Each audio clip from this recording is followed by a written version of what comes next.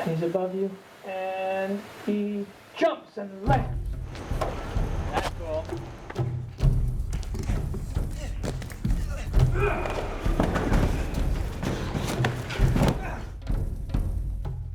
Obviously, at its heart, the movie is actually an emotional drama, and it all centers around that. But when it explodes into the action, we wanted it to be as exciting, but also as realistic as possible. And one of the things that we did was deal with ape movement. And so in these action sequences, how do you do it in a way so that it doesn't start looking like a superhero movie, a movie where the apes are doing things that suddenly make you step back and go, okay, so this is the sequence where I guess it starts getting fantastical. We wanted to see really spectacular action that felt as real as possible. So we used a team of ape stuntmen.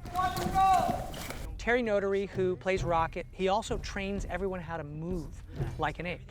And so we had essentially an ape school, and all of the stunt people had to learn how to be apes. There you go. That's it. Simple, right? Terry Notary is perhaps the greatest unsung hero of this whole franchise. He's the most extraordinary artist, performer, amazing human being, and very, very gifted movement coach who has taught most of the guys to be all the different types of apes, from chimpanzees to orangutans to gorillas. You want to break it up so you do a little landing and you do like a little pause, and then you catch up.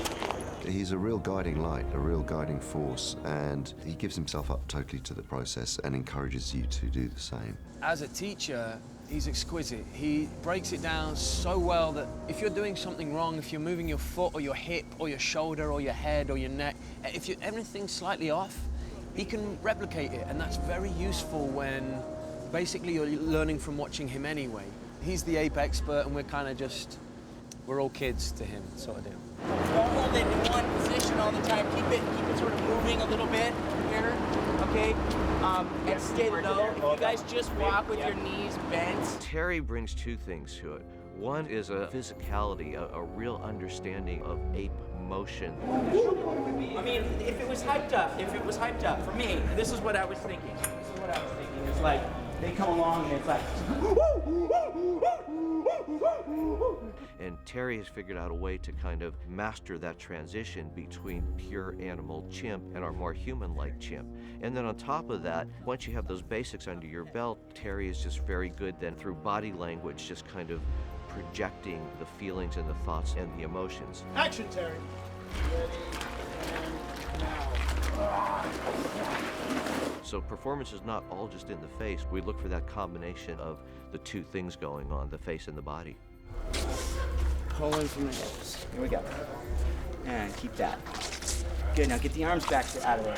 When I'm brought on a project like this, the first thing I do is I'll go through the audition process with Matt, and I'll have a big casting call with a bunch of martial artists, stunt performers, movement people, and from about 150 people, I picked 5.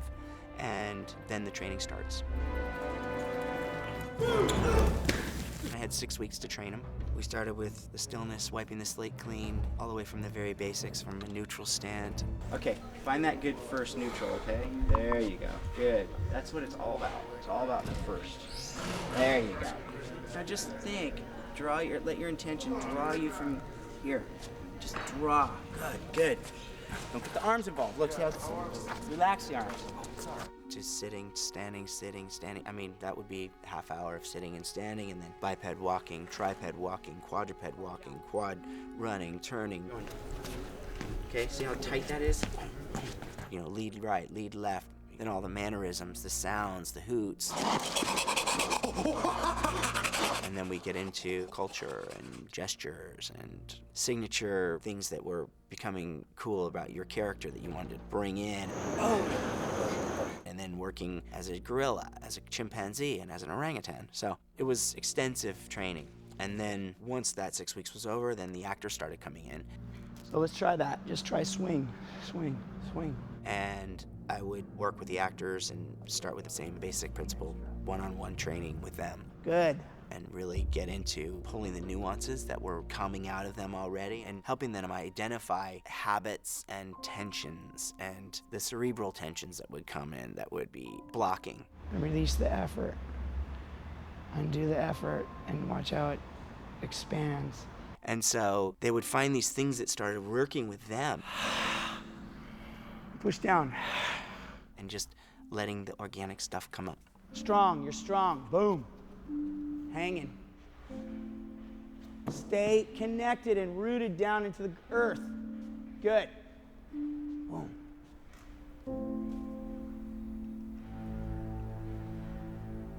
You're going over the car. You're going over the car, okay? Yep, you're gonna go over it. My background's in pro wrestling. I used to be a pro wrestler. Yeah, and that kind of integrated with free running. Free running is just a discipline made up in France, and it's basically just going from A to B and just integrating different styles of movements and different creativity on the way you move in your path. So it definitely comes in handy for this project. Having a free running background is amazing because it's been a lot of jumping, like different levels, changing levels, and just keeping the ape movement has been the awesome experience. The ape team consists of Josh, Yaden, Albert, Spider, which is me, and then Rich King, which the three of us were free runners from Tempest Free Running. And then we have two circ performers, Jason Chu and Scott Lang, and Terry's the one that leads us all. Boom. That's good. That was good. Yeah, cool. It's definitely a hell of a team. I developed these arm extensions with these carbon fiber arms, so they have a double spring action on them. And they're designed so that we're the same sort of anatomy and ratio as an ape when they're quadrupeding.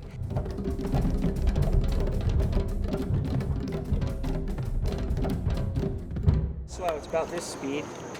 About. Action! We use them when we're quad walking or quad running or tripeding. Most of the time we're quadrupeding.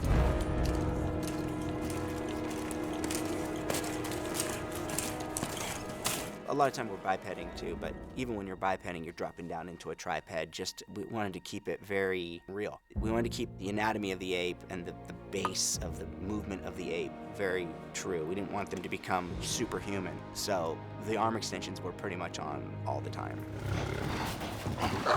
One of the things about the movement with apes compared to other creatures is that apes have this innate stillness and presence in them. And when we were working on apes, the first thing we do is we go back to being completely neutral, just sitting and breathing. So the first half hour is just sitting and breathing and learning how to breathe with your diaphragm and relax and release and lengthen and release all the tensions in your body and sort of start with a neutral blank slate, because once you do that, you're able to build a character. And the beauty of doing that is that we as animals, human beings, we're animals just like apes. They're much more connected and rooted into the earth. They're much more centered than humans are. And in order to become an ape, it was about going back and becoming the centered, neutral, relaxed, grounded human that we are. And once you do that, you're tapping into your inner animal, basically. No tension in the body after you do this strike. Everything goes relaxed. The intention is focused forward. Yeah. Good. Better. You feel that difference? Absolutely. That's it. Absolutely. That's it. We were working with Terry just about 5 hours a day, just doing movements, centering ourselves, just really getting into watching videos on how apes and primates actually move, and it's just phenomenal to see the extent of knowledge that he has in this area. I'm gonna do exactly what I just saw you do. And we would come in and practice that every day, day in and day out, to the most subtle movements that you could think of. We did it every single day. Nice little 1-2. So Terry was like, okay, so now you need to do that, but do it as an ape. And they did the most amazing stunts.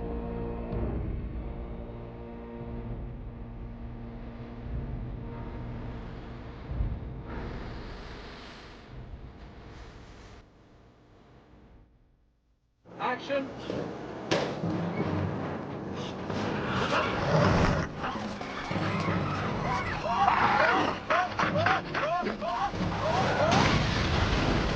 And I think it's one of the things that's going to be, again, part of the uncanny thrill of the spectacle of the film, which is that you'll be seeing crazy grand scale action, but in a way that makes you feel like you're seeing real apes do it. And how does that happen? How could that be? That's what we were chasing the whole time.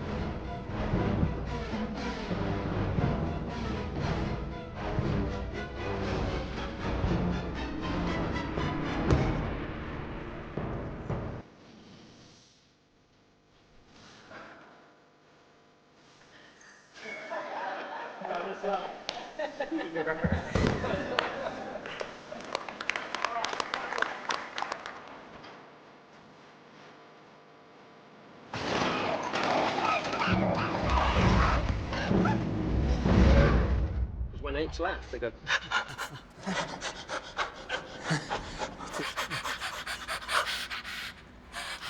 Yeah, and when gorillas laugh, they go.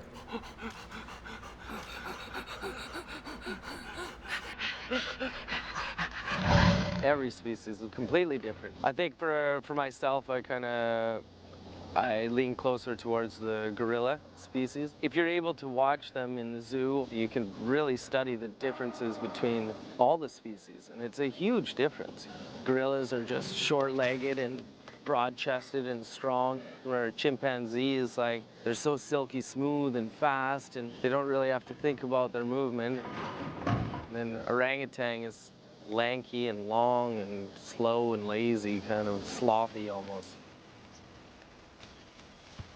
Karen Conoval was cast as Maurice on the first film. She was a local Vancouver actress, and she came to the film by way of video auditions, and she'd spent a lot of time kind of studying orangutans on her own and trying to endow herself with the same kind of properties and that characterization. And she just did an incredible job of really kind of nailing that orangutan movement, that kind of slow behavior. Maurice was one of the more memorable characters that people really loved, just in terms of design, but also in terms of that performance that she gave.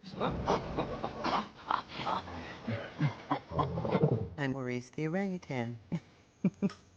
And Maurice came from the circus before he wound up in the sanctuary, where Caesar meets him with all the other apes. And he formed a relationship with Caesar that carries through into this one. Because Maurice had learned sign language as a performing orangutan, that was the way they linked up in the cages and were able to converse with each other. So Maurice already had a level of sophistication. He could understand Caesar and communicate.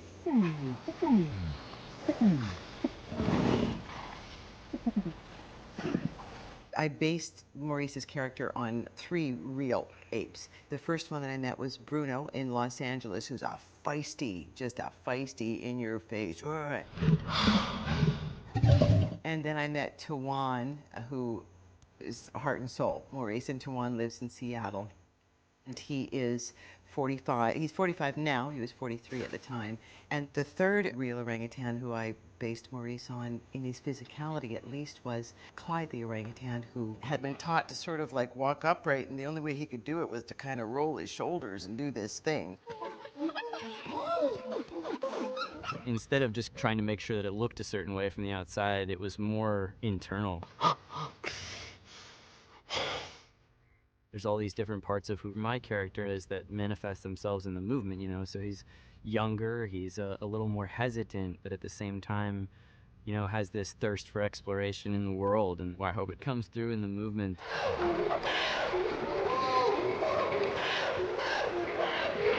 And there's also a lot to be gained from watching Andy and watching the way that Andy moves as Caesar, because, you know, being that I'm Caesar's son, there's a lot of that I take into mine as well, to try and kind of not imitate him, but in the way that you watch your father move around, you kind of adopt some of that similar kind of movement.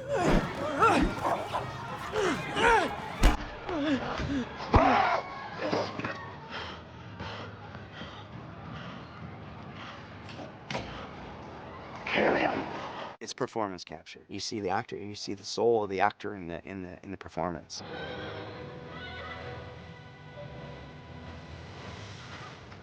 And Matt was so great because he's so adamant about the performance being so true and real and heartfelt and honest. But what you need to do is you just need to back away and just go in and just be still and let the truths come out.